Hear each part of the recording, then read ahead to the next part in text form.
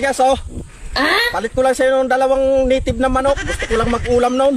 Sige pre, tumira ka na ng 2 inahin doon. Tama-tama, wala na rin kaming bigas. Sabihin mo kay Mrs. nagpaalam ka na sa akin. Tatapusin ko lang itong ginagawa ko rito. O sige pre. Pare! Bakit, pre? Pare, sabi nga pala ni pare, patirahin mo raw ako ng 2. Kapalit itong bigas. Nagpaalam na rin ako sa kanya. At sino may sabi na papayag ako? Pare! Si Mare, ayaw ko patirahin, no? Patirahin mo na si pare ng 2. Sayang yung bigas. Oh, ano? Ayaw mo pumayag? Ibabalik ko tong bigas. Magagalit sa'yo si pare.